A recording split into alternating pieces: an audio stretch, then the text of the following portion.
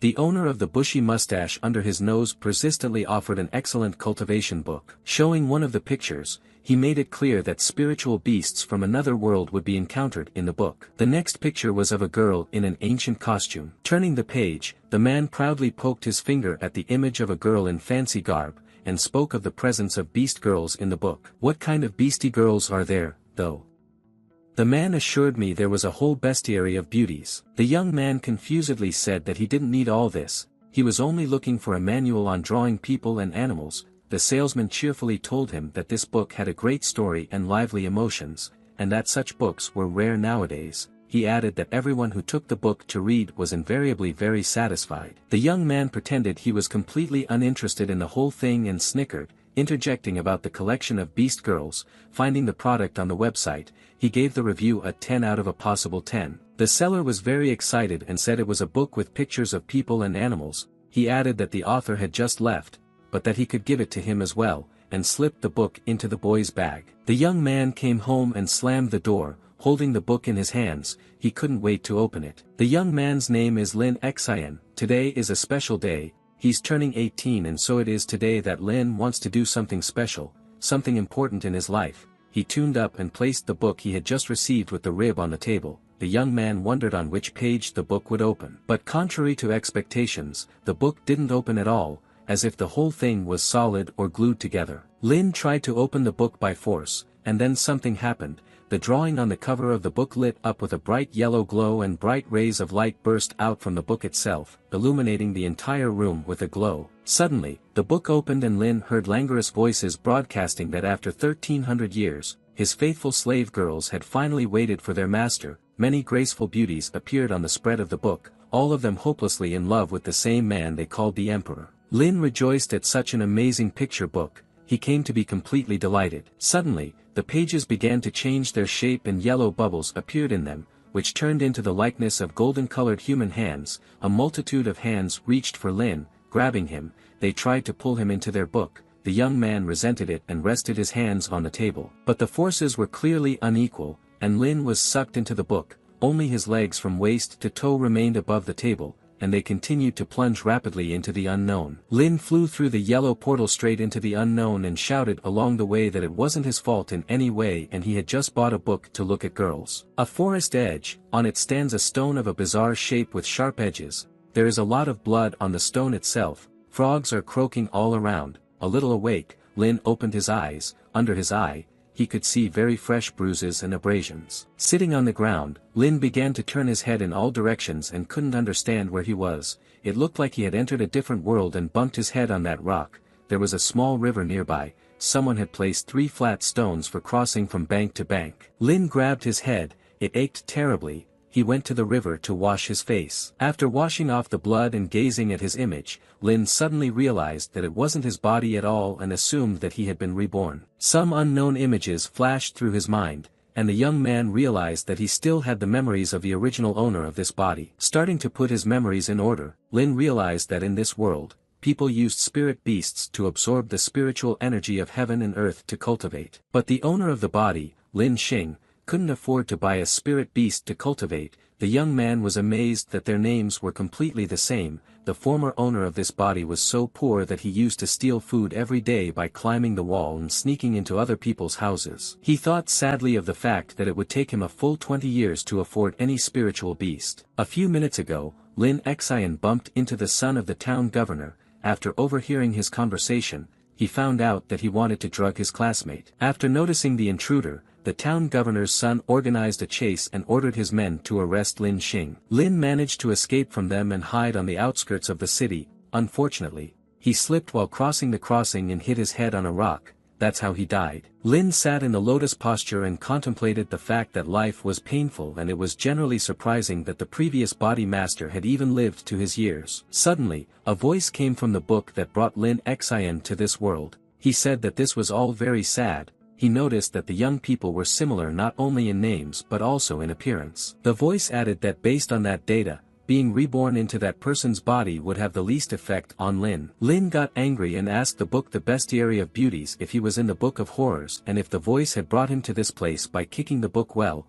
the book flew high into the air and the voice pitifully began to make excuses that he had no malicious intent. Voices came from behind. The young master's servants were rejoicing that they had found the fugitive. Lin thought that these guys were really persistent. He was afraid that this was the end. The book immediately flew up to him, and the voice assured him that there was no escape from those people and he had better make a pact with the book. He promised that Lin would be able to use the beast girl and kill the pursuers. Lin still hesitated for a while, but realized that his enemies were very close and soon their axes would start crumbling his bones. He quickly asked the book how he could make a pact. The cover illuminated a circle with the image of a 5-fingered hand, and the voice assured him that all he had to do was place his palm on the spot. The pursuers were already running up to Lin, and he realized that he simply had no choice. He quickly placed his palm at the designated spot on the cover of the book and felt the book vibrate. The voice solemnly announced that Lin Xian had made a pact with the immortal sacred body and the contract was signed. One of the pursuers shouted that they should chop him down, and they started throwing their axes at Lin. Lin couldn't understand why he had received the body of an immortal saint and what it meant. The voice cheerfully announced that the contract was done and now the first beast maiden could be drawn. Lin was out of breath and ordered him to draw faster. Suddenly, Lin found himself surrounded by flames on all sides. A voice congratulated him for obtaining an ancient spirit beast, the Fire Chaos Phoenix. Out of surprise, Lin let the book out of his hands. A girl of unprecedented beauty emerged from the flames. She called Lin as master. The voice clarified that this Phoenix of Fire Chaos had a name of its own. Her name is Ji Ku. She stepped out of the flames and Lin noticed the white shoes on the long-legged girl. The pursuers realized that this spirit beast had great potential and decided to capture it to give to their master. They were sure that the beast had recently been stolen and had not had time to be trained. The fire beast himself covered his eyes, adapting to his new surroundings. After complaining about a lot of noise, Ji rushed into the center of the enemies and simply scattered them in different directions. Lin sat back and watched the girl's actions. He saw that Ji had dealt with all of them in one blow and realized that she was unusually strong. One of the enemies managed to get up and ran wherever he was looking, crying out for help. Ji leaned over to Lin and said that she had finally waited for him. Lin himself was a little scared of his beast, stepped back and offered to finish off anyone chasing him first. Ji languidly said that they would talk about that a little later, and leaned even lower towards him. Lin was already lying on the ground, and there was nowhere else to go. Ji said she just wanted to ask her master to do something with her. She hinted that with the arrival of spring, the birds were actively breeding, and besides, her master didn't even realize how good-looking Ji was. Lin muttered that he could hardly help her with that. They were sitting on the lawn and Ji asked the master to cut to the chase. Lin started to refuse and demanded to stop undressing him. She gently put her arms around his neck and told him that he was the reincarnation of the demon emperor and Ji was his concubine. She said that the demon race was in danger and needed Lin to take charge of the situation. The young man asked her to stop and asked how he could be a demon lord while being an ordinary human. Ji explained that only the emperor could open the beast devil book, and the fact that he had opened the book was undeniable proof. Ji lay on the grass and took off her shoes, claiming that there could be no mistake. Or does Lin think that she is not worthy of the emperor's favor? Wisdom and lust were tearing his mind in two. Wisdom convinced Lin that he didn't need it at all, but desire took over and he proved to himself that it was a gift, so why not accept it?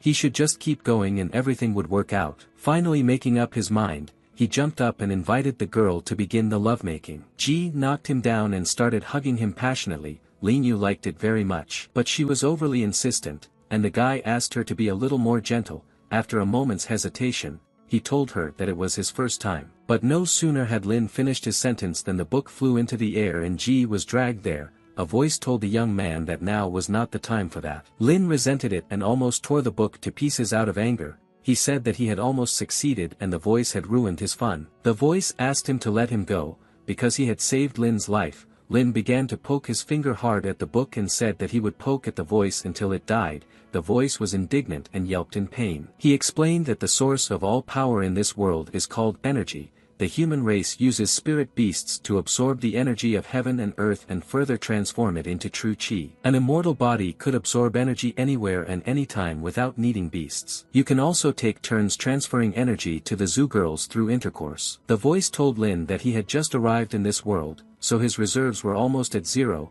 and spirit beasts have a much higher energy demand than his current energy absorption rate, and with the energy exchange now, Lin would simply die from exhaustion. The young man finally began to understand what the voice was getting at. He realized that he had to store energy during the day and give it away at night. He was angry that he hadn't known this before, and angrily asked the voice why he hadn't told it right away. Lin started asking various questions non-stop, such as what the demon clan was and what the voice itself was. The voice asked him not to ask questions so quickly and promised to tell him something. The voice said that the demon emperor had passed away last winter. The races of humans and monsters raided the demon capital, and many demons were killed. To protect the demonic bloodline, the demon empress sealed the 15 strongest beast girls in the book's body. The voice was sent to Earth to open a portal between two dimensions. He was tasked with waiting for the reincarnated demon emperor to return. The voice added that Lin should breed with 15 beast maidens and revive the demon race. Xin was a little upset with his status. He was swayed by the fact that the demon emperor was being used as an ordinary male for mating. His voice tried to calm him down and assured him that all of these beast maidens had been carefully selected by the empress. He explained that each of them is a new experience. Among them are not only chickens, foxes and rabbits, but also tigers, bears, lizards. Lin immediately interrupted him and shouted that no one would ever get up on a lizard at all. He said that both humans and monsters consider demons to be the main problem, and once Lin shows them his face, they will surely hack him to death. The young man said that it was too dangerous for him and he refused. The book changed the color of the pages to yellow with a reddish tint, and the voice said it was too late to renege on the contract. The color of the pages turned scarlet, and the voice warned Lin that he should not refuse to cooperate, otherwise, it would simply let them eat Lin alive. The frightened young man asked the book if the voice was a devil in the flesh. Lin summarized the results. From the looks of it, he had to listen to the voice and follow its orders, or else Lin wouldn't be able to survive, and the beast maiden could easily finish him off. As he talked himself down, the young man said that Phoenix looked pretty good and would be much calmer with her. Lin was a little puzzled that he would have to work hard every night. A young man was walking through the meadow and asked why he couldn't feel anything even though he was absorbing energy all the time. The voice replied that Lin would understand everything by himself when he got into a fight. Lin perplexedly interrogated the voice. Before this he hadn't even thought about a possible fight. At that moment something lifted him into the air, and just in time, the sword flew at his feet and clattered into the wood. Lu Dejiao, the son of the town governor, smirked and asked Lin how it was that he could dodge his attacks and admitted that he had underestimated him. His companion called the young man a thief and demanded to show his beast to Mr. Lu. His own tiger was waiting right there. Lin was frightened. He wished Phoenix had killed them then. Now they were back with their master. Ji raised her voice from the book and shouted that if they so much as laid a finger on her master, she would incinerate them all. But the voice was of a different opinion. He said that Lin should fight this battle himself to feel his strength. Lin tried to protest. He honestly admitted that he had not won a single battle since childhood. Lu turned his tiger on the young man. His companions stood nearby and hooted that he was definitely lost now and that he didn't deserve such a spiritual beast. Lin dodged the tiger's jump and prepared for the spirit beast's next attack. He asked everyone to shut up and suggested that tiger try his fist to the touch. A girl in a pink dress was making her way through the thicket.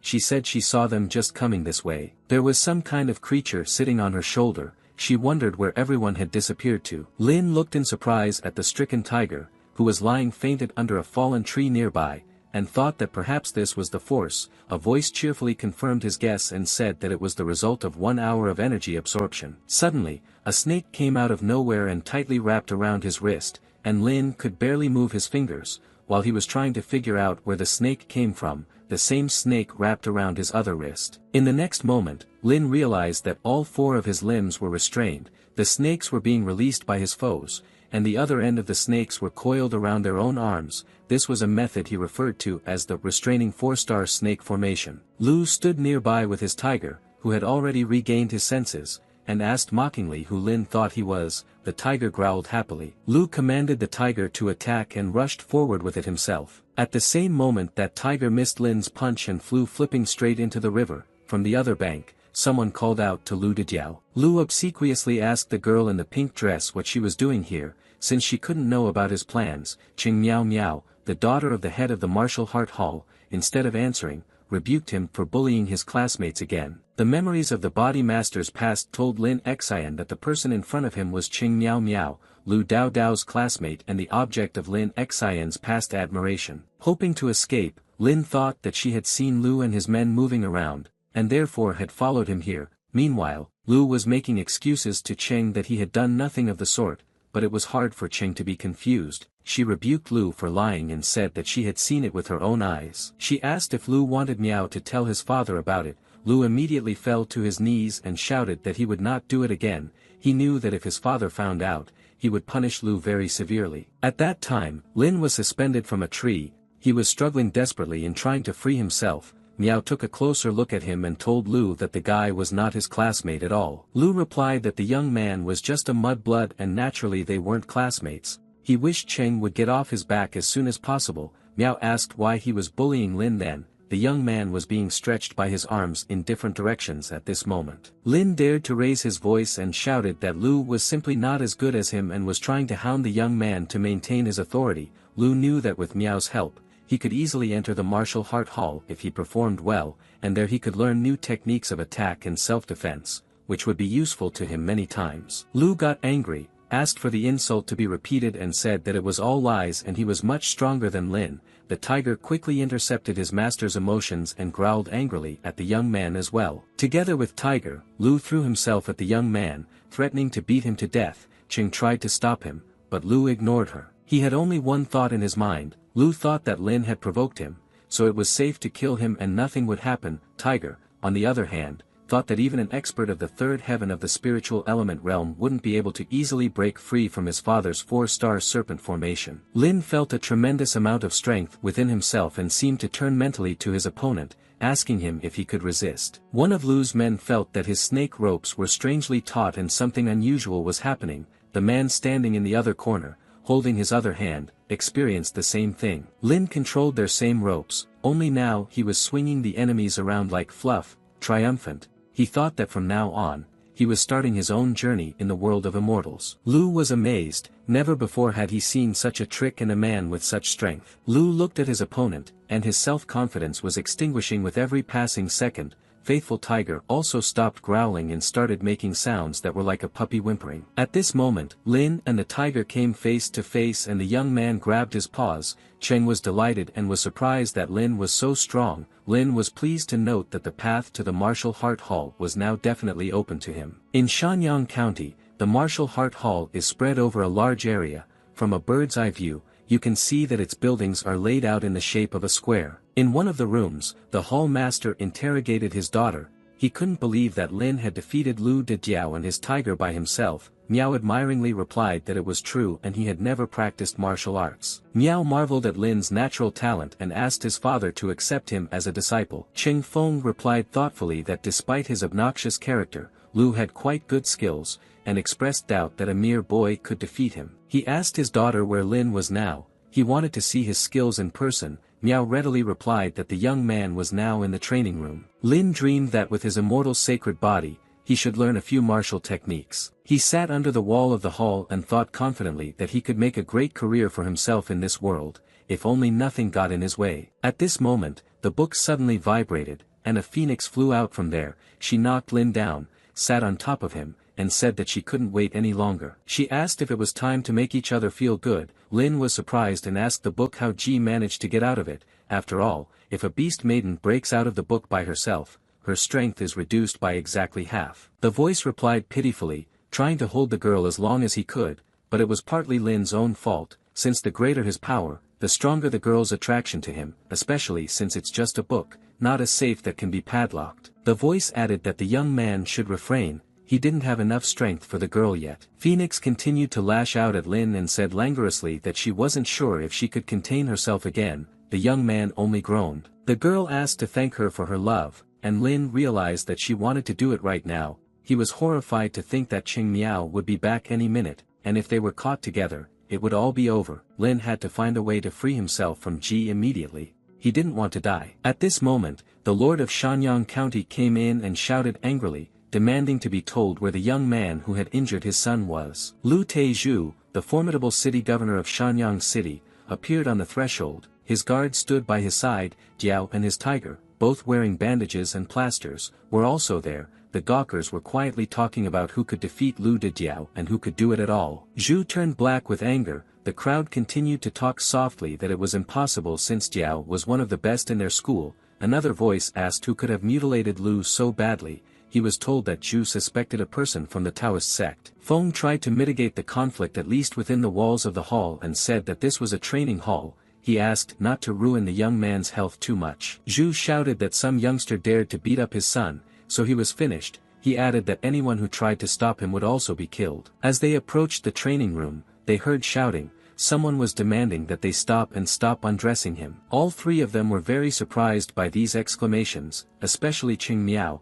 After all, the young man was supposed to be training there. In the next moment, Lin and himself flew out of the training room onto the steps. Jiao wailed frantically that it was him, the insolent one who dared to raise his hand at him. His nose was covered with a band-aid. Zhu closed his eyes, asked the young man if his name was Lin Xian, and asked him to keep his pants on, because it was embarrassing. Jiao kept yelling that it was him, the same guy. Feng tried to prevent the young man from beating him and asked Zhu not to do anything wrong and tried to grab his hand by the wrist. With a quick jerk, Zhu lashed out and screamed, demanding to be left alone. During his maneuver, the pendant flew out of Zhu's hand and flew to the ground, transforming into a 4-star spiritual beast, a leaf mantis. Miao was simply amazed at what she saw. She hadn't thought before that the jade pendant Zhu was carrying could transform into a spirit beast. After leaving the hall, Phoenix appeared on the doorstep. She assessed the situation and told Lin that he could rest for a while. She would deal with the mantis herself. Zhu quickly changed from anger to mercy and was glad that he had come to the right place. He asked if the young man really had his own spirit beast. A murmur was heard in the crowd. One guy didn't believe that the beggar Lin could have his own spirit beast. Others, however, admired Phoenix's beauty. Zhu snapped at the praying mantis and ordered it to attack. The beast was just waiting for it. He immediately pounced on Phoenix, who barely managed to dodge. The mantis only cut through her dress. She shouted angrily at him that he had no right to ruin her clothes and would pay for it. Lin watched the fight cautiously and asked Book what level Ji was at since she couldn't dodge the mantis attacks. The voice replied that Ji Ku was considered one of the top-level beasts, but because she had been sealed for so long, the beast maiden had lost her strength and was no longer as strong as before. However, she is stronger than this mantis, so Lin has nothing to worry about. Indeed, the phoenix was now on the offensive and Mantis was finding it increasingly difficult to dodge her attacks. At some point the girl realized that Mantis had disappeared. He had been called back. Just then, instead of a beast, Zhu himself came upon the girl and tried to grab her. He said that she would now be his beast. Phoenix barely dodged and panicked a little. She knew that Zhu was much stronger than the mantis. Immediately, Lu Zhu flew to the ground. Lin wedged himself between him and Phoenix and punched him. Feng couldn't believe his eyes. He wondered how Lin managed to surpass Lu Zhu and how he had such incredible strength. Phoenix looked at Lin with gratitude. The young man put his arm around Phoenix's shoulders and firmly told everyone present that the girl was his spirit beast and no one would be able to take her away. Ji understood his words in his own way and took them as the emperor's declaration of love. Zhu admitted that he usually doesn't kill weaklings, but after all, Lin has a high-class beast, so let the young man give him the beast, and then Lu will spare him. Lin estimated that he had used about 20% of his energy and had 80% left in reserve. He showed Zhu the famous gesture symbolizing rejection and told him to try to take the phoenix by force. Lin thought that this way he could find out what Zhu was capable of. Miao was seriously scared for Lin and asked Feng to help him. After all, Zhu had a cultivation base at the 3rd level of the Tianyuan celestial realm, and no one but Master Cheng would be able to stop him. Feng asked her to be quiet and said that he was already thinking about it. Master Chen thought about the fact that Lin Xian had already done too many incredible things. He could really stand up to Zhu. Lu Zhu decided not to play much with the boy, but to immediately finish him off in one fell swoop, so he summoned the heavenly thunder fists of destruction. Feng Cheng heard this and turned pale. This was a very formidable weapon. Zhu himself turned into a fiery yellow-colored beast man and informed the young man that no one could dodge such a blow, and Ling was given the great honor of dying at the hands of the Hail ruler Zhu. Feng shouted, "Was Lu crazy to use such a technique on a child?" He scattered, jumped, and rushed to the young man's aid. Lin watched Zhu rapidly approaching him and realized that he himself would most likely be able to dodge, but Phoenix, who was standing next to him, would be hurt, and that was something he could not allow to happen. He prepared for the maneuver. the frightened phoenix asked Lin to be more careful. Feng didn't have time to intervene in the fight and only punched the air instead of his opponent. Lin took the blow and flew into the training room. There was a gaping hole in the wall. Lin lay in the debris from the wall. He was covered in abrasions and scratches, but alive. Zhu looked at Lin and said gloatingly that he was strong. They faced each other and the young man managed to force Lu to retreat, but now he wouldn't let him live. Jiao cheered behind his back and asked his father to teach Lin a proper lesson. Phoenix saw the emperor and excitedly ran up to him. Qing Miao ran in through the breach in the wall. She was also greatly worried about the young man. The dust cloud slowly dissipated, and the girls were surprised to see that Lin was alive. There were fresh wounds on his head and arms. Lin yelled that he was in pain and his arm was dislocated. Phoenix immediately jumped for joy on his neck and told him that he had scared the crap out of her. Miao seemed to be getting jealous. She gave him a disapproving look. Master Cheng was astonished. He knew that no mortal could have survived such a powerful blow, and yet the young man was standing on his feet and flirting with the beauty. Lu Zhu's minions froze in silence. His entourage was no longer smiling. Zhu himself was furious. This brat dared to humiliate him,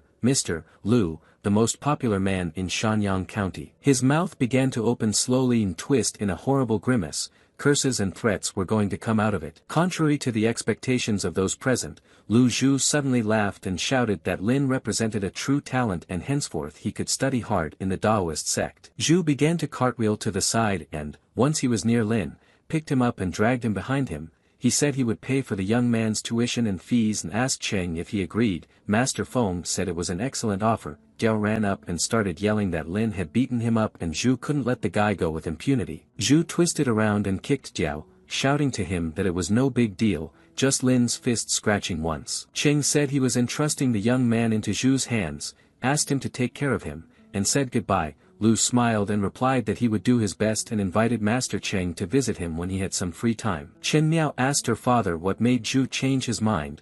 As he is known in the neighborhood for his cowardice, Feng replied that Lu was able to achieve the position of city lord through more than brute force, and he realizes that Lin's presence is of great importance to Sanyang City at this stage. Lin was frightened by Phoenix's lustful smile and demanded not to look at him like a wolf at a sheep. Ji took offense and said she hadn't done anything wrong yet. Master Chen and Lin were sitting in Feng's living room, conversing over a cup of tea in a sedate manner. Feng asked the young man to tell him how he came to have a spirit beast. Lin evasively said that it was too complicated a topic and he would refrain from answering. Chen reassured him that they would close the topic at this point, and asked the young man if he knew the real reason why Zhu had suddenly changed his attitude towards him. Lin admitted that he also found this very strange and assumed that he liked Zhu. Feng said that Zhu wasn't friends with anyone but himself. Suddenly he realized he had said it out loud, turned pale, said he was just joking and asked the young man not to take it seriously. Feng began to unfold the map and said that he called the young man over to talk about the 6 counties martial duel. Chen said that there are 6 counties in Kanshan Prefecture,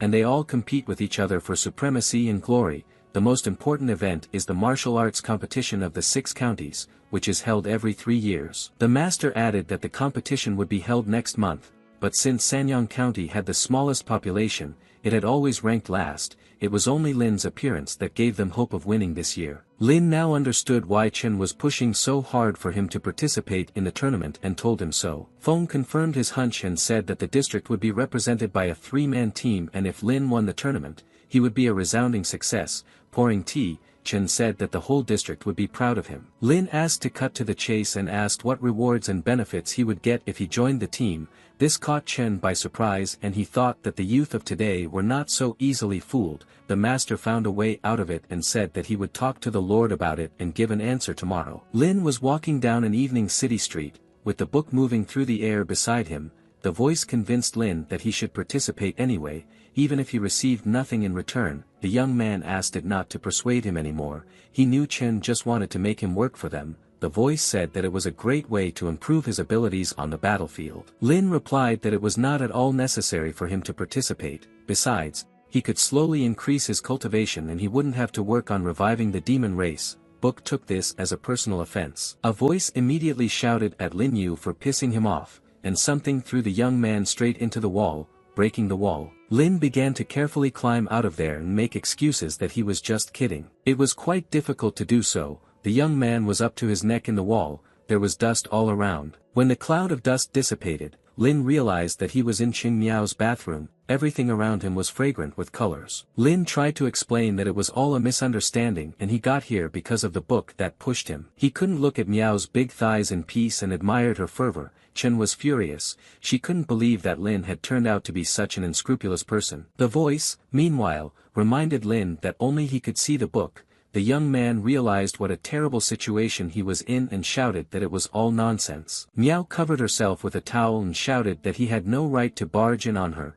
She asked her 4-star beast Xiao Wu to catch that pervert, and Medusa happily threw herself at Lin. She began to quickly attack him with an endless stream of water, which turned into ice on the fly. Lin realized that he was in trouble and began to flee from the freezing cold. But Medusa was faster, and Lin felt himself getting covered in frost. He shouted and asked Ji to find shelter quickly. Taking the emperor by the hand, Phoenix rushed towards the exit at full speed. In the fresh air, Lin shook in chills and thought that if it wasn't for Phoenix, he would have been frozen alive by now. He told Ji that it was too cruel. She languidly replied that she would very much like to warm her master who was freezing. Lin hastily replied that there was no need to bother, he was already warm. Chen Miao appeared on the horizon. She urged Lin not to run away and set the Medusa that was sitting on her arm, who was eagerly spewing torrents of ice. Lin said that there was nothing wrong with him accidentally seeing her naked body. Phoenix turned to Linya and told him that she would arrange everything, if only he wanted to look at the naked beauties. The young man replied that now was not the time to talk about it,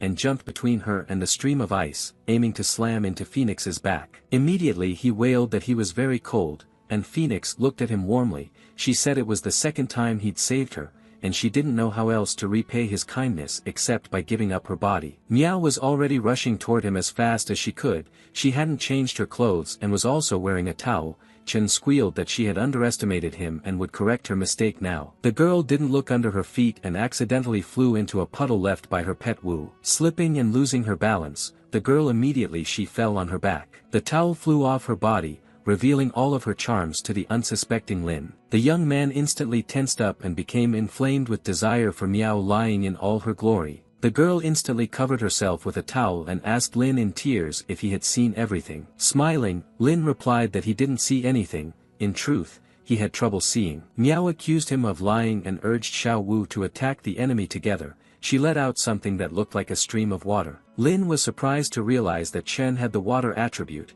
and if she attacked together with the ice octopus, she would kill it. Suddenly there was a shout from the roof, urging everyone to stop. Lin turned his head and saw Master Feng. He asked his daughter if she was trying to destroy the school. Holding the towel with one hand and pointing at Lin with the other, Miao stated that he was a pervert and they couldn't just leave him without punishment. Master Chen assured his daughter that he had seen everything and she need not worry, he would do him justice. But Miao had better go inside and change her clothes. The girl ran away. Chen turned to Lin and sternly asked the young man if he had anything substantive to add. Lin frowned and said there was nothing to it since the master had seen everything. Suddenly it hit him. The young man thought that if Feng saw everything, it could only mean one thing. Master Chen was watching from the roof and had a perfect view of everything that was happening. In turn, this only means that Chen took advantage of the situation and turned it around in his favor. Meeting room, Master Chen proudly announced to everyone present that after a long night of negotiations, Lin Xing had realized his mistake and was ready to represent their district in the competition,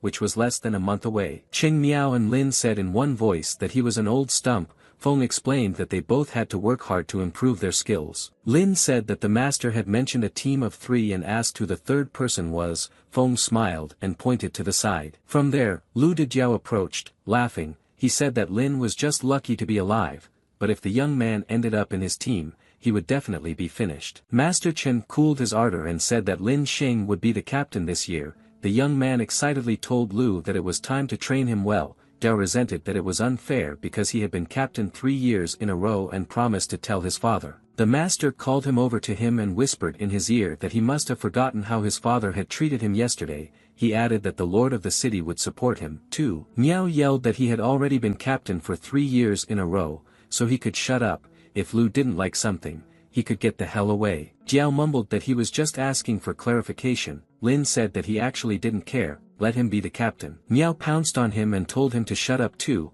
and if he made a fool of himself in the competition, she would tear him to pieces. Chen left the hall very angry and Jiao asked what Lin had done to her. After all, yesterday she was defending him and today she was ready to tear him to pieces. The young man replied that it was nothing special, it was just that he had accidentally seen her naked in the shower last night, and the girl hated him for it. Jiao wept at these words, though he couldn't explain why he was so moved by the events of that night. Master Chen said that they needed to prepare for the battle, so they should gather herbs at Big Bear Mountain outside the city. He added that they should prepare some pills together, it would rally the team. A short time later, the three-man team was already at the top of Great Bear Mountain. Jiao told Miao that bears are especially aggressive these days, from what he heard, but Chen shouldn't worry, he will protect her. The girl said she shouldn't do that. Lin walked behind and thought wistfully about the fact that last night his tiger had risen to a 3-star level. Following Miao steadfastly, Lu told Lin that they would go to the right and let him turn left and gather herbs there. Lin said to himself that he couldn't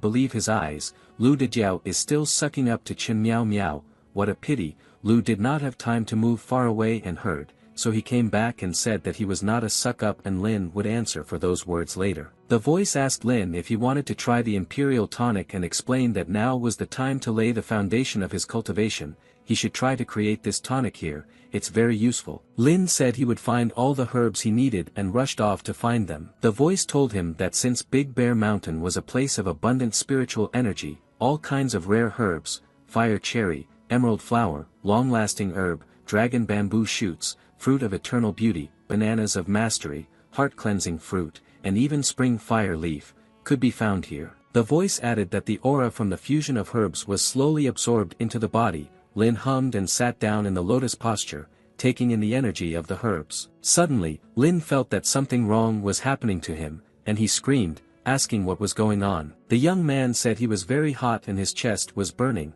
The voice immediately admitted that he had made a mistake. After all, while Lin absorbs the energy of the herbs, his body continues to absorb the energy of the sky and earth. His body can't hold that much energy for long, it simply wouldn't be able to handle it. Lin shouted that he felt very weak and very pathetic and asked him to do something before he exploded. The voice cried out that there was only one way to remedy the situation. He summoned Ji Ku and released her from the book. Phoenix was just waiting for that. Lin was exhausted from the indescribable heat. He was panting and generally felt terrible. Phoenix crawled over to him and asked that the young man be gentle with her. Suddenly, something grabbed her clothes from behind, and Phoenix flew straight at Lin. She said that she had waited thousands of years for this, and now she would be the first to take the emperor.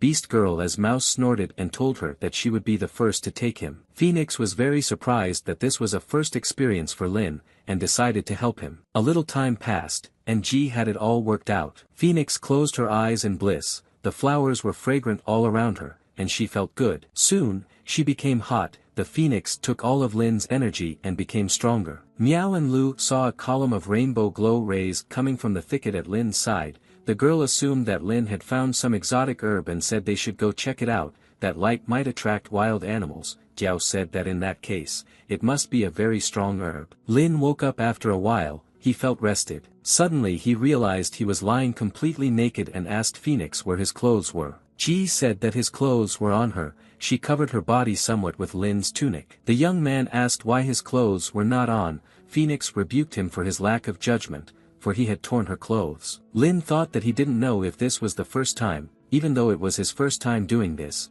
he didn't have any memories. The voice suggested to continue. He said that Lin and Phoenix were acting too loud and might have attracted someone's attention. Ji said she would be ready soon and started to pack. Her whole body was trembling. It was very hard for Phoenix to stand on her feet and she began to fall, unable to keep her balance. The uncomprehending Lin picked up the girl and asked what was wrong with her. Ji asked not to ask too many questions and promised that when she came to her senses, Lin would be in the same situation. She said she would rest for a while, lay down on the ground and petrified. Lin cried out in surprise that Phoenix had turned to stone. The voice urged him not to be surprised, as the contract with the girl was already concluded, and in the future, Lin would be able to summon her with a spirit beast summon, just like Lu Teju had done. This would give the young man an advantage. Lin stirred, he smelled someone intruder. The young man ran to the cliff, intending to jump off. A voice asked him what was the matter. Lin replied that someone was coming. The young man jumped down and hid under the cliff,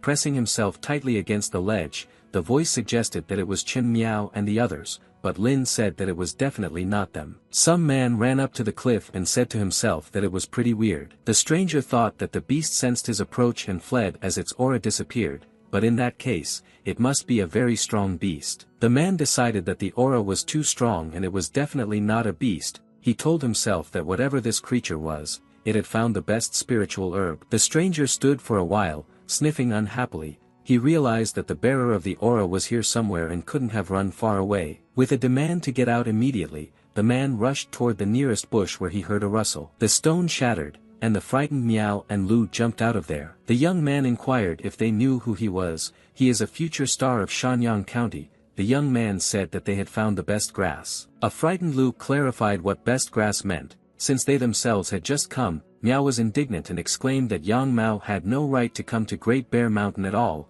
as the mountain lord had forbidden the theft of resources. She couldn't understand where Lin Xian had gone. Lin watched them, looking out from behind the cliff. He realized that Yang was a real thief, allowing himself to come into other people's territory and steal their resources. Mao realized that he was on the verge of death and hastily began to think of a reason for his appearance. He said that he was just looking for something interesting and hadn't noticed that the two of them were also here. But now that he had been caught, Ian had no choice but to silence them forever. With those words, he threw 2 pendants into the air at once. They immediately transformed into a sturdy 4-star sturdy hedgehog and a 5-star flame sparrow. It was the first time Lin had ever seen both spirit beasts fight at the same time, and he thought enviously that he would have to learn to do so as well. He concluded to himself that he had approached the first training session extremely carelessly, but he would correct himself and do it again. Lu summoned Tiger and shouted that Yang had robbed him and tried to beat him up, and that he hated such scum. Miao urged him to take his opponent seriously, as Yang was a legendary genius who had participated in 3 martial arts competitions, and lashed out at Wu. She ordered Octopus to deal with Fire Sparrow and asked Lu and Tiger to hold on to Hedgehog. Ian watched their preparations and chuckled, thinking it was silly. Immediately, Sparrow soared into the air and began pouring fire on the hedgehog as if from a flamethrower. Yang's 3 opponents thought differently. Lu just couldn't understand why Sparrow was attacking his own. Miao thought it was strange. Only Lin realized that Sparrow had charged at the hedgehog for an enhanced attack. At the same time, at another location, a man wearing dark clothes and a black mask reported that Yang Mao was nowhere to be found in the city. The green-clothed girl sitting on the throne was surprised and said that this Yang Mao guy was causing trouble again. Tiger collided with the fiery hedgehog in battle. As if sensing nothing, the hedgehog rolled on, pushing Tiger away and knocking him over. Lu grabbed Miao's sleeve in panic, realizing that the hedgehog was rolling right at them, and Chen lowered her octopus. A little short of his target, Octopus released the most diffuse stream of ice possible, but immediately he realized that the water reached the hedgehog and reflected off his hull, freezing him. The hedgehog now turned into a ball of blazing sunshine and turned all of Octopus' power against him. Miao ran over and picked up Wu. She couldn't believe that Yan had used heat to enhance the hedgehog's piercing power, and was surprised that the octopus ice attribute couldn't withstand it. Ian stood nearby and laughed at them. A fire sparrow was sitting on his arm. Mao said that it was the most advanced fighting technique and their one-on-one fights had long gone out of fashion. Lu told Chen that he would detain Yang, and let Miao go back and report to the master. He added that the young man would not dare to do anything to him. The girl agreed that it was better to split up. Ian told them that they were both so foolish as to allow themselves the thought of outrunning his phoenix, and Sparrow rushed from his hand toward the fugitives. It swooped past Lu, nearly knocking him over, and the young man squealed that it was very hot. The Sparrow flew onward and circled around the fleeing Miao. She scowled. Chen told Lu to get ready to fight. They can fight without spirit beasts. Lu was scared and replied that she was crazy and climbing the fireball with his bare hands was a bad idea. Jiao started yelling that this was the end and they would die if the gods didn't come to their aid. He kept saying it over and over again. And then God came on the scene. At least that's what Lin thought of himself. He jumped out from behind the cliff and shouted to Yen that if he was so smart, why was he competing with them? Lu was pleased with Lin's appearance. Miao was even more pleased that he wasn't dead. She was still head over heels in love with him, and despite his outward austerity, she considered him a true deity for his ability to fight. Lin coldly said that there was nothing more for them to do here, let them run and report the news, and he would handle things here himself. Those two were just waiting for a chance to get away. They were running away at the speed of the wind. Lu fairly shouted that they had gone to get help, and Miao asked Lin not to be a hero. he wouldn't be able to defeat Yang alone anyway and just needed to stall for time. Yen smirked and asked Lin why the young man had been hiding all this time and if he was the one who had gathered the magic herbs that emitted a huge pillar of light. Lin shyly chuckled and said that Miao had obviously exaggerated. He wasn't that big. Ian squealed that he was only pretending and demanded the herbs. He was eager to teach this insolent young man a lesson. He commanded Sparrow to attack the enemy. At the same time, the hedgehog also rushed out of his seat. Lin didn't like it. 2 opponents against 1 was too much, and he knew he would have to work up a sweat. Lin assured Ji Ke that they could handle it too, and smirked, thinking that now they would find out who was stronger. And then Phoenix appeared. She stood up to her full height. She held a firebird in both hands. Ian was very surprised that such a brat had a spirit beast at all. Considering that a disciple of such a low school has a bright spiritual beast, it should simply become Yang's property. Mao took out a special bracelet with a detection crystal. He leisurely tuned it, trying to determine the strength of the beast. The result exceeded his expectations. Ian was surprised to realize that the young man had an 8-star phoenix. Lin was equally surprised and asked the girl when it was that she had managed to become an 8-star. A little shy, Ji said that she had had a good time with him recently. Lin rejoiced at such a quick effect. She had elevated 4 levels from a single time. The sparrow was already flying at the phoenix to attack, and Ian shouted in vain, trying to stop him. Phoenix straightened up and asked Sparrow how such a weak spirit beast like him dared to stand in her way. Is this spittle really called fire? Ji immediately rushed towards the insignificant opponent. Lin didn't have time to say anything.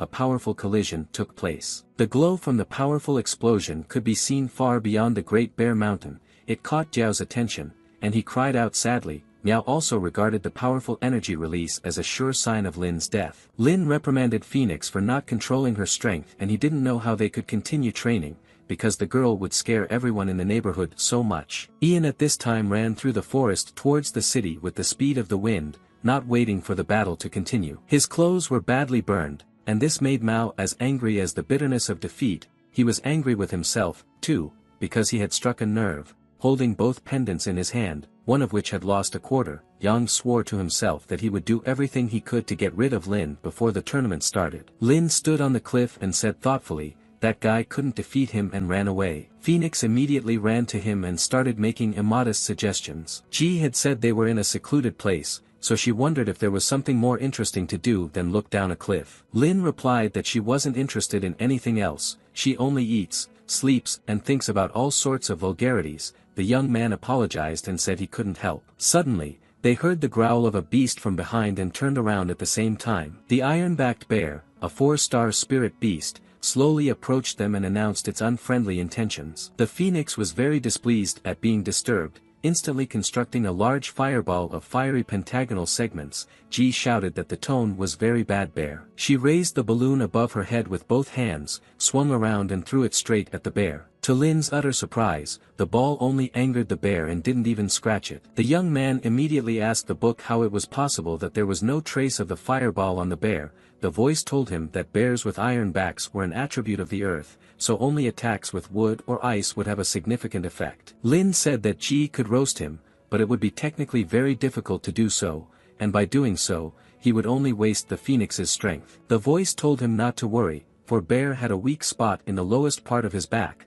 One blow to the last vertebra in his back could take his life. Dodging the bear's attack, Lin asked incredulously, was it really that easy? Lu Dejiao had told him that the iron-backed bear was very difficult to defeat. The voice explained to him that the iron-backed bear used to be a patrolling beast of the demon capital, and such a weakness is known only to him alone. Lin rejoiced. This explanation suited him just fine, and he asked Ji to draw the bear's attention to himself. Phoenix immediately summoned a rain of fire, and fireballs flew at the bear, who was chasing after the young man who was running away. The enraged bear began to slowly turn toward the new source of irritation. Now a rain of fireballs began to drum on his muzzle. Lin, who had been watching, performed the maneuver and realized that the very decisive moment had arrived. With all speed, the young man raced after bear and stuck his fingers below his back. With a howl of pain, he breathed his last breath and died. Lin was amazed that he had dealt with a powerful opponent so easily. A voice told him that knowledge was power. Phoenix jumped into her fist with laughter. Soon their joy at defeating the enemy faded. Dozens of the same bears were coming at them from behind the trees. The voice told Linyu that now they would get rich very quickly. they both laughed. Chen Miao flew into the living room and shouted from the doorstep that while Master was sitting and drinking tea, her own team was in great danger. Feng leisurely sipped his tea and informed her that Yang Mo was not exactly an ordinary person. Miao and Lu arrived at the city manager's residence to report. Zhu sat on the throne and told the arrivals that Yang had been promoted to deputy city chief of Huaiwu County 2 months ago. He looked them over and asked if they understood what this meant. Miao explained what she knew. The deputy head of the city is appointed by the head of the government personally. Zhu told them that he was going there now for an interview with the headmaster, but if he went there right now, he and the headmaster would quarrel and Zhu's future would be ruined. Miao was very worried about Lin's fate, and the town leader said that he had already sent his men to scout. He added that they had 3 options for how things would unfold. 1. Lin Xian was defeated and killed before the tournament started. 2. Lin Xian was killed, so Zhu can go to the landlord and ask him for a favor since the landlord can't protect him openly. The third option is the most attractive. If Lin wins, no one will dare to approach their district anymore, so it's in their best interest to win. Jiao told his father that the lord might not spare them if Lin won. Zhu laughed and replied that he had thought of everything. Zhu said that 3 years ago,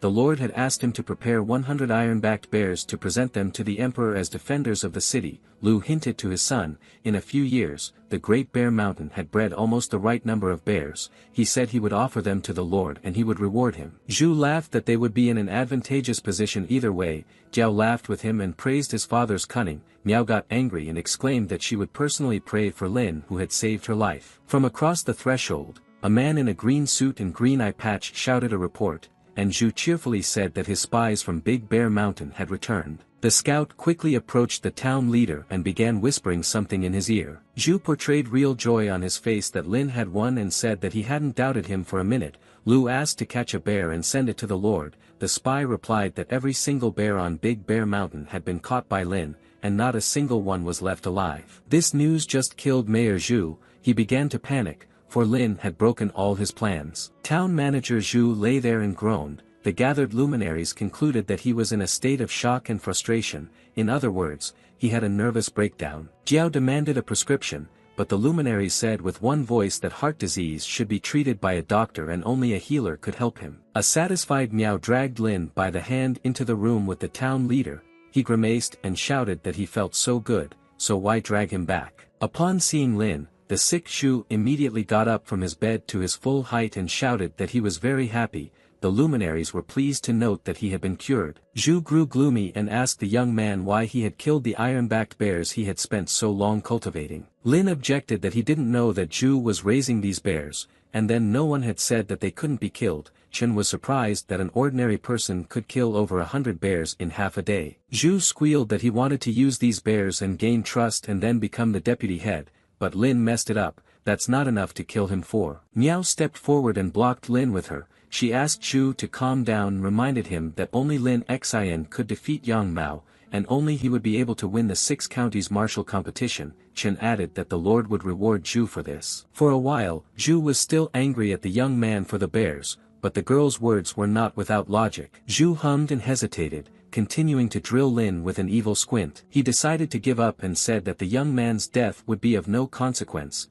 Lin would still fight to the death in the martial arts competition. Jiao was glad to have an extra reason to agree with his father and told the young man that if he didn't win first place in the competition, Lin said he promised to participate, but there was no talk about the first place, and don't let Zhu think that Lin owed him anything, especially since the town manager wanted to beat him up. Jiao reprimanded Lin for allowing too much of himself and being arrogant, and told his father that they would probably have to beat up the insolent man. But as soon as Lin just looked in his direction, Jiao snickered and muttered that he was just kidding. Zhu did not like this and asked the young man how dare he bully his son. Zhu said that since he had defeated Yang Mao, he would defeat the others in this competition. He asked what he needed to do to make Lin Xian give his best. The young man replied that they were adults and there was no need to make a big deal out of it, and asked a counter question, what Zhu himself was ready to give for his victory in the contest. Without thinking long, Zhu replied that there was a lot of gold. Lin said that money didn't interest him at all. Miao smiled and mentally applauded him. She thought that this guy is really good. Zhu promised him beautiful women, to which Lin replied that he had plenty of girls. Chen was ready to cry, as she saw the young man as her property. The town governor said he didn't want money or girls, and asked what he wanted for himself. Zhu thought to himself that Lin wanted to piss him off. The young man said that he wanted to master the thunder punch technique that Zhu practiced. Last night, Lin had a conversation with Master Shu of the book. He said that his immortal body was full of power, but he needed powerful techniques. Lin asked him to teach him a few techniques. Shu replied that the demon race did have many higher techniques, but he personally didn't have any record of it.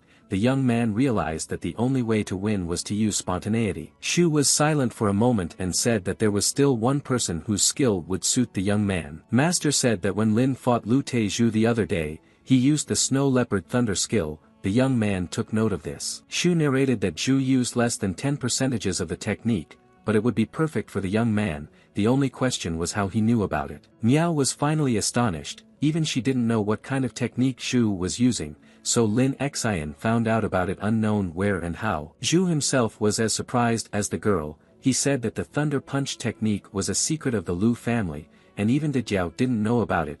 Naturally, Zhu wanted to know how Lin Yu knew about it. Jiao resented his father for not allowing him to practice the family practice since he was his blood son. He asked Zhu why his father allowed Lin to practice. Lin laughed and said that there must be someone to train him. After all, the young man asked how the town governor liked such a suggestion. Lu became angry and shouted that he didn't agree, because the thunder technique was a unique technique that had been passed down in the Du family for thousands of years. There was no way he could give it to a stranger like Lin. The young man jokingly asked Zhu to be a brother to him. Zhu shouted that Lin had lost his mind, and Lu himself was used to being a loser, so he would be at the bottom of the martial arts competition. A scout came running in with another report and reported that in order to raise the aspiration of winning the battle competition of the 6 districts, the following has been ordered to be conveyed: the district chief who wins this year's competition will be promoted to deputy emperor. Something clicked in Zhu's head and he came to the only correct conclusion. Lu told his son that the tournament was less than a month away.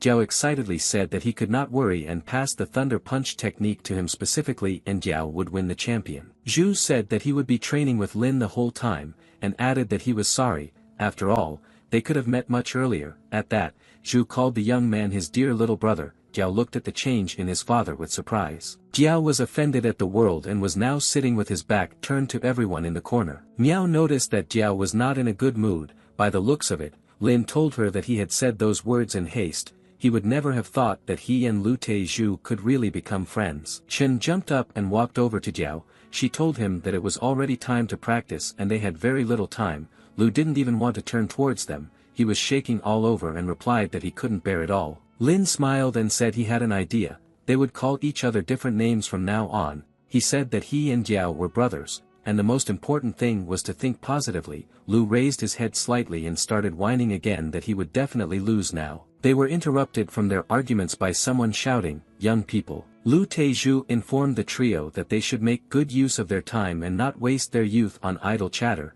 As it turned out, Zhu had special training clothes. He suggested that they should all train together. The clothes were so brightly colored that it cut unpleasantly into the eyes. Lin asked Zhu why they would be trained by him instead of the master. Zhu smiled and replied that Chen Feng was too soft-hearted for such training. After all, the reward is doubled. Accordingly, the difficulty of training also increases. Zhu caught the pendant that he had been twirling on his finger like a ball before. Lu said that there was no one in the whole area who could teach the trio as well as him. Zhu immediately shouted that he wouldn't pity them anymore and suddenly threw his pendant on the ground. All 3 of them were stunned. It was a 9-star spirit beast with the attribute of ice. Lu was pleased with himself. He remembered that he hadn't released it in a long time. After assessing her opponent's strength through the special bracelet, Miao was surprised to notice that this was the first time she was seeing a 9-star beast at all. Lin realized that Zhu had actually treated them mercifully before. Jiao shouted that this was too much and only 6-star beasts had participated in the tournament before. Lu,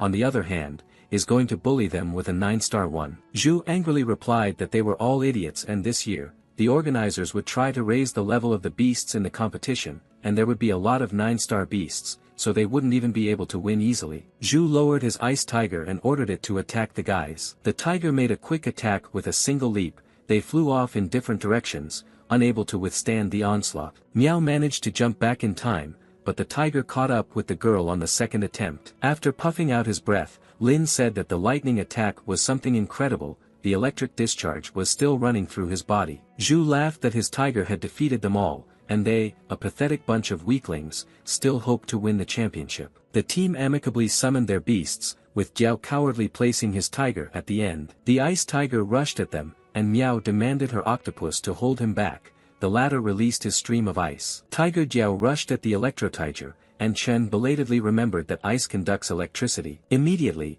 Electro Tiger threw an electric discharge that traveled through the octopus ice stream and hit the girl hard. She screamed in pain. The tiger lunged at his electric kin, was also hit by a strong shock and howled pitifully in pain. Jiao got angry and told him to be a man and stop meowing. The tiger hid behind him out of fear. Phoenix summoned a sea of fire and directed it at the ice tiger. Zhu smiled and asked to pay special attention to the attributes and levels. A fiery spirit beast couldn't burn a high star beast with the thunder attribute. Lu said that they were idiots and he had only wasted his time training them. At this time, his tiger was already unconscious and flying through the sea of fire. He landed at Zhu's feet, and the coach froze in bewilderment. Lin appeared out of the flames and explained that fire could not defeat him, but fists could. However, if Zhu didn't want to waste any more of his time, he could go. Lin was very eager for knowledge and asked about whether there was a way to combine the efforts of the spirit beast and its master. He added that he almost saw Yang Mao use it, but he was scared off by the phoenix, and Lin would like to see it. Zhu laughed and said that he was a very funny guy,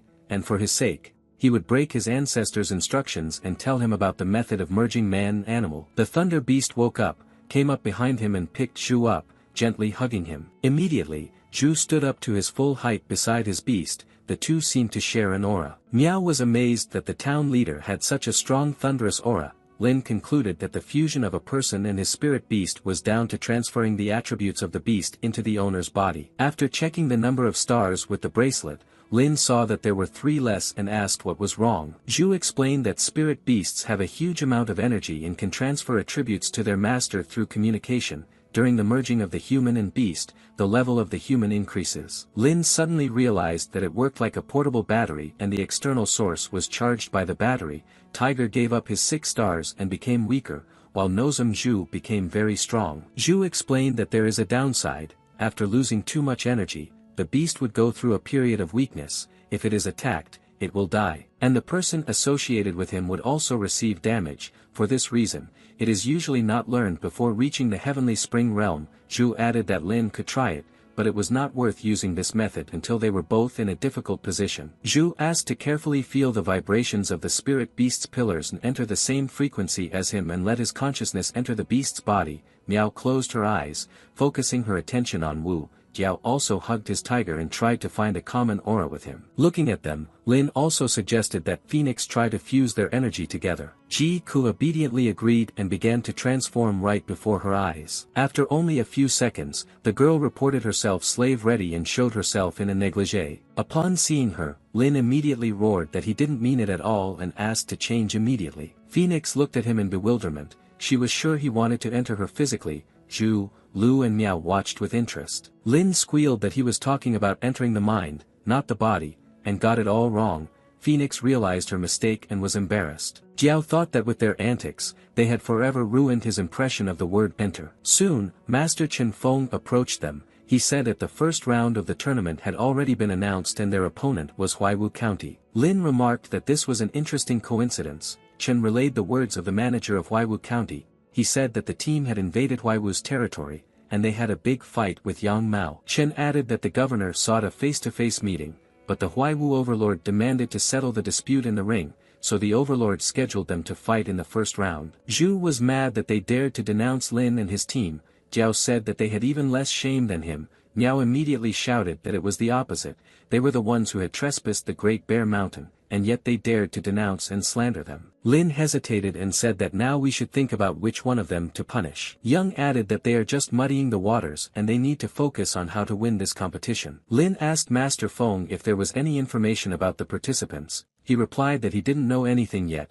Zhu couldn't help but notice that the guy was thinking straight. Lin confusedly said that Yang Mao knew absolutely everything about them, and thus they had lost their advantage. Zhu stepped forward confidently and demanded that the exploration be left to him. He promised to get any information down to the color of their underwear on the day of the competition, and said he would let them know. Lin said that they should work hard to improve their beasts and their own training, and also informed them that he had something interesting for them. With these words, he took out a spatial pouch worth 10 gold from behind his sinus, designed to weigh up to 30 kilograms. The young man spat out a mountain of potion flasks and said that he had made various iron bear potions, so they could help themselves if they needed. Jiao's jaw dropped, overjoyed that they now had so many excellent tonic potions. Miao was also very surprised. Zhu sobbed bitter tears and missed his bears, because he had so dreamed of becoming the deputy emperor. Master Chen calmed him down and assured him that they were not wasted. The team was using the potions to prepare for the tournament. Seeing Lin leaving the site,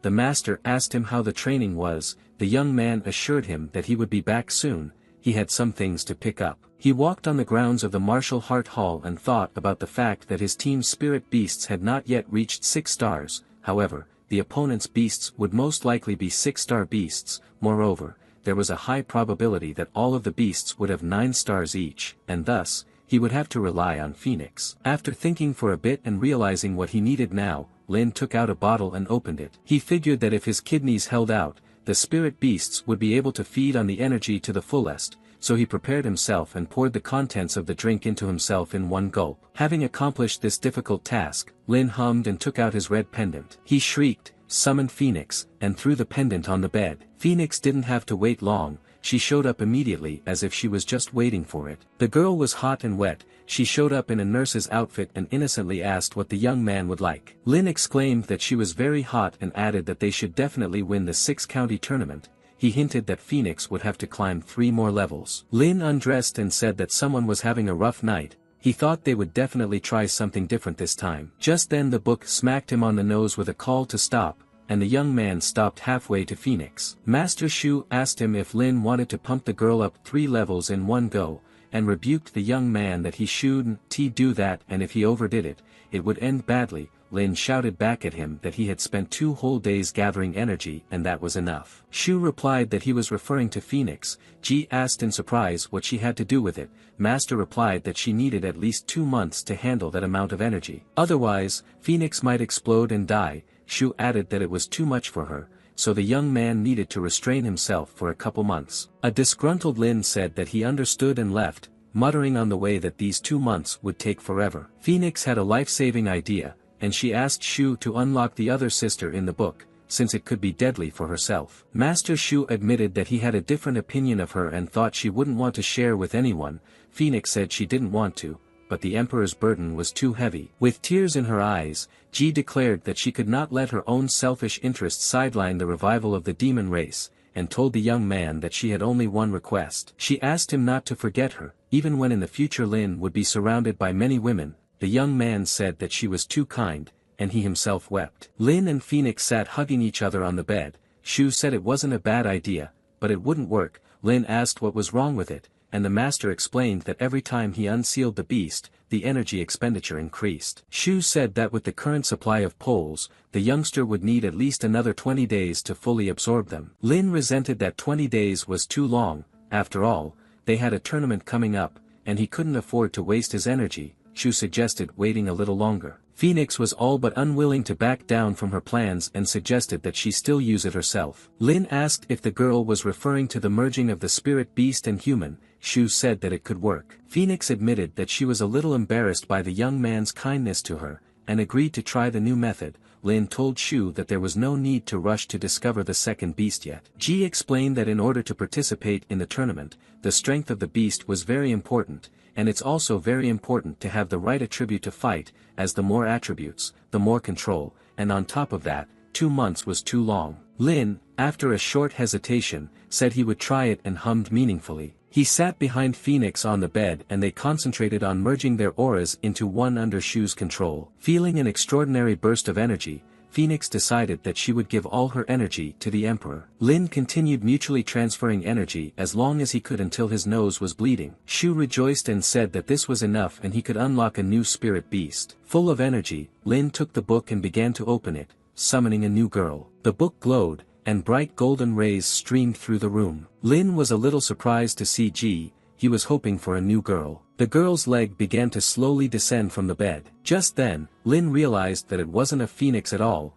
The spirit beast this time was the silver moon ferret Nanai. She said that she was happy to welcome the emperor. On the training ground, Jiao was training Tiger. The latter was breaking wooden poles with a single paw strike. Jiao was already a bit tired and was glad that he at least had a tonic potion. He asked Miao where Lin Xing could be and if he was sleeping while they were practicing. Chen angrily told him not to talk nonsense and assured him that he was somewhere practicing hard. Miao smiled, remembering the young man, and thought that she believed him unconditionally. Phoenix said that she and Na Nai are good friends, she will serve the emperor, e.g. is very happy that Na Nai will serve the young man. Nai went straight on the offensive and suggested that the emperor do it now. Lin asked if it was too fast for a first meeting, however, he admitted that he couldn't take it anymore and these two were so beautiful. Shu nudged him and told him there was no need to be shy and offered to do it immediately. Nai lay in front of the young man and looked at him with bottomless green eyes. He looked at the girl for a long time, as if making up his mind. Suddenly the young man was spooked by something and ran away, dropping all his business and shouting that he couldn't do that. Shu disapprovingly said that Lin wouldn't work out. Phoenix asked in surprise what was wrong with him in the first place. Nai nearly cried that she wasn't good enough and the master didn't even want to touch her. She kept saying it was her fault. Phoenix reassured her that it wasn't and not to think about it.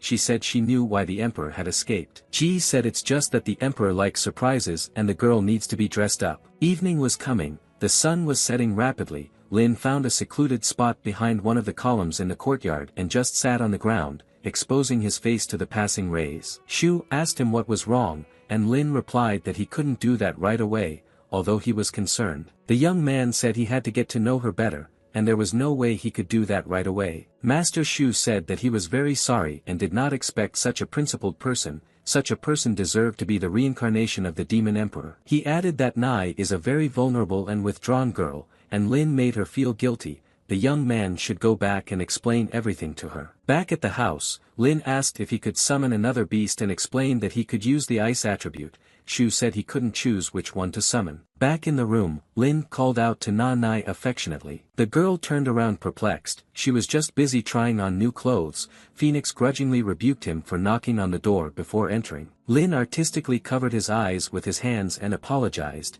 He didn't know that Nai was changing clothes after all. Nai said she was very embarrassed. Phoenix asked her not to move. An element of clothing flew off the girl, and she gasped in surprise. Lin opened his finger-closed eyes to see what had happened. Then he'll convince himself that he didn't see anything and his eyes just went black. Phoenix started screaming that he was bleeding. Nai took the blame again. Meanwhile, a mercenary lurked on the roof. Nai was very dangerously close to the young man. His heart began to pound frantically. Phoenix looked sadly at the budding feelings and said that she was happy to serve the emperor with Nai. She thought a lot about her boundless devotion to the emperor. Suddenly, Phoenix shouted that someone was approaching, and Lin along with Nai had to interrupt. The window in the roof began to crumble, and a beam of energy rushed into the room. Ji sent a hemisphere of fire towards her when she saw that the enemy wanted to sneak up on her. She said that the guest might not dream of it. Meeting a powerful stream of flames, the bundle of wind immediately reversed direction. Satisfied with herself,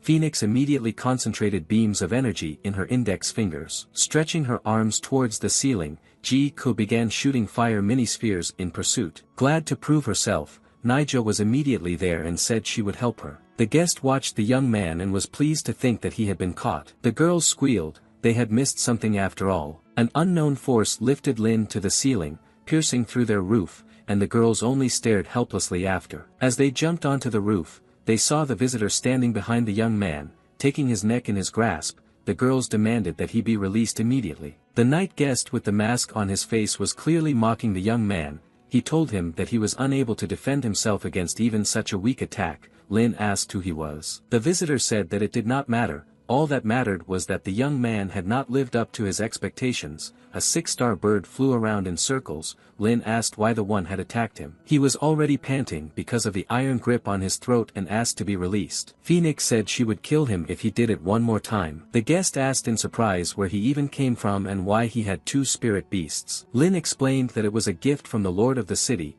He told him to behave well and make Shanyang County proud. Taking advantage of the pause in the relationship, the young man asked to loosen his grip. The mercenary contemptuously said that Yang was a complete fool if he was afraid of a lowlife like Lin.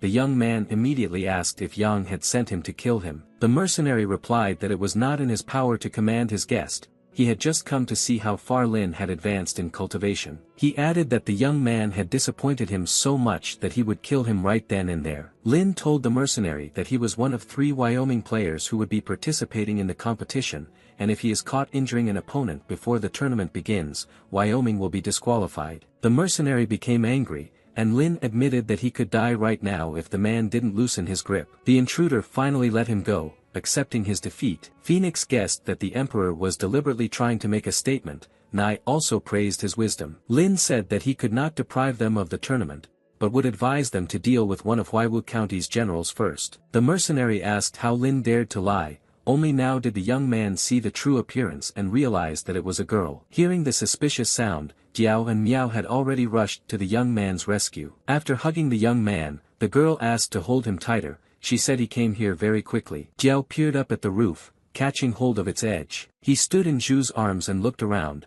Jiao said it was very strange, a hole in the roof and no one around. Miao assumed that Lin had made a breakthrough again. Miao decided that she should call for someone, and in the meantime, let Jiao go up and look around. The guest and Lin watched the search from the corner of the roof. The girl begged the young man not to do anything. The mercenary asked him not to move and suddenly realized that it was becoming difficult for her to breathe. She knelt in front of the young man and begged him to hide her. As the mercenary should not be seen here, Lin kept wondering where this girl had come from. The blue-haired night visitor froze. Lin didn't know what was going on in her head. She asked him not to move and said her legs were numb. Lin happily pressed himself harder against her and readily said he would not move again. The girl instantly clamped her hand over his mouth and called for silence. Jiao said that he heard some sound, and suggested that Lin had flown away altogether. At this time, a couple of heroes were right below him. The girl told the young man that lust is bad and he shouldn't think about vulgarities. Lin thought about the fact that fate was now entirely up to him and he must hold on. Suddenly something strange began to happen, and the girl felt it. She stared intensely at the same point. Lin asked why there would be thunder rumbling in such weather,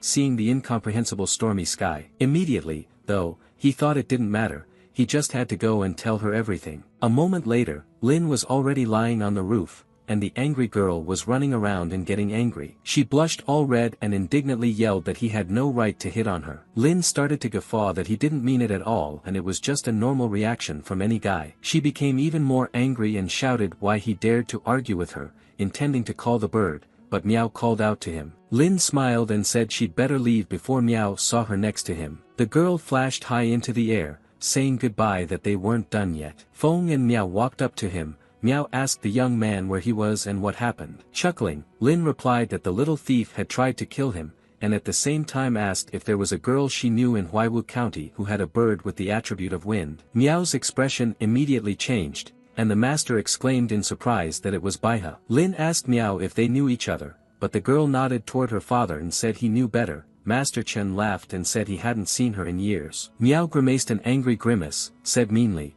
and suddenly smashed a piece of wall. Walking out through the breach in the wall, Miao vowed to teach her a lesson she would never forget. When they arrived at the competition, Lin stared at her perplexed, wondering why she had to trash his room. The master asked the young man to prevent